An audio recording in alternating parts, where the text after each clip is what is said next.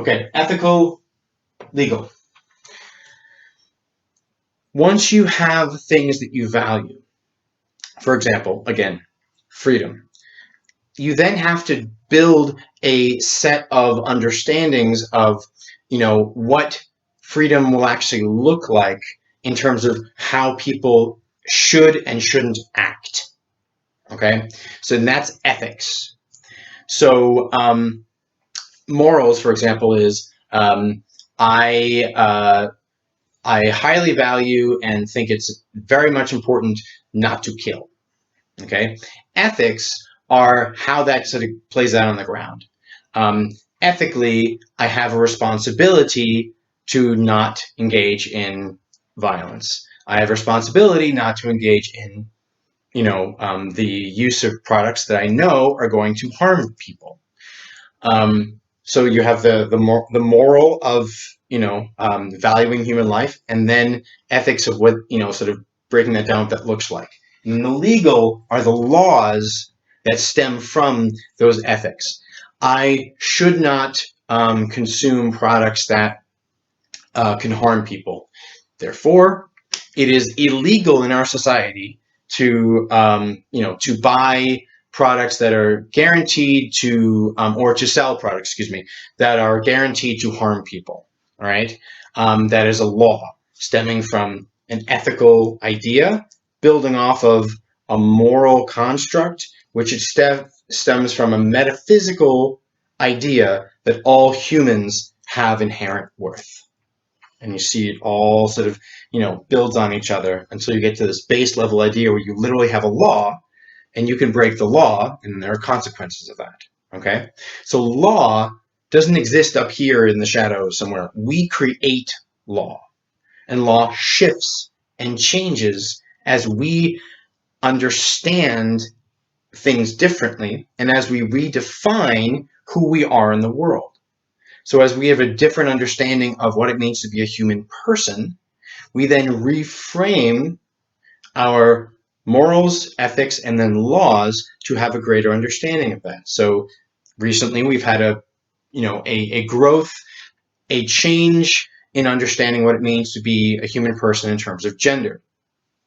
That then necessitates a whole cascade of effects so that now we have laws that are in place to ensure that the beliefs, ethics, and morals of our society are actually enshrined and actually, are lived out in daily life. Okay? Social, institutional. Just that we have, communities.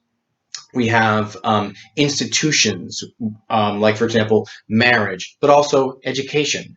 We have the sense that, a religion gives a community and a structure of a society. Social could be, your local mosque. It could be even things like, for example, religious schools. It could be anything down to certain ways of being in the world. So, like, for example, social and institutional could be how we dress, how our society expects us to dress, and what ways that we enact that dress in society. Okay, so are we wearing a headscarf? Are we shaving our head? Are we having a specific, kind of beard?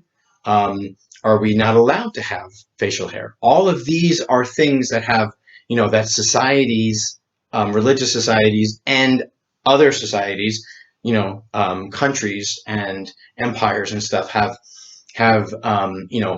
framed our existence in these ways. We have institutions, and then we also have, sort of communities themselves. Okay, and the final, the easiest one to understand, material, the stuff of a religion and the way that somebody lives it out. Again, it could be prayer beads, it could be a book, Bible, Quran.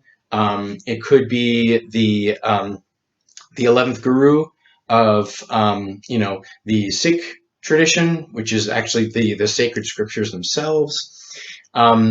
It could be the the smells of incense. It could be the sight of lighting a candle, or the explosion of color in certain traditional holidays like Hindu holidays and stuff. It could be any number of different things. Okay, material is just the stuff of a tradition. Material could also be flags. Material could be pieces of paper that we enshrine in the National Archives. All of these things are material, and material is just the way that we, through stuff and through interacting with our world, demonstrate that we care for and respect certain things, and certain things allow us to connect to the ideas and metaphysical concepts that are the core of our traditions and our ideas. How we connect to these things in a more intimate way. Okay, so that's our first lecture. I'm going to record, I think, possibly 2 more, but that just covers this. What actually is religion? And in many ways, you can see that as Armstrong was trying to express it, and as I'm trying to sort of frame it with subtly with the discussion board questions, we can't just simply say that religion is violent. Boom, full stop. Because you then have to ask the question, well, what do you mean by religion? A. B, I mean, one could say, what do you mean by violence? We can get to that question later. But then C, you have this issue of, is it religion?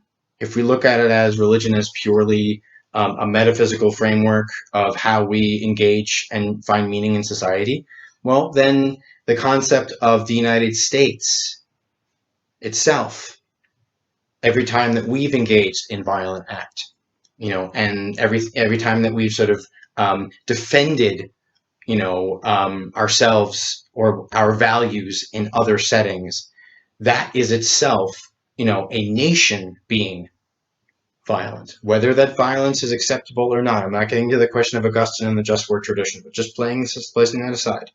The existence of violence, is that purely religious, or maybe at some level, which sounds so bland as to be meaningless, humans themselves are violent.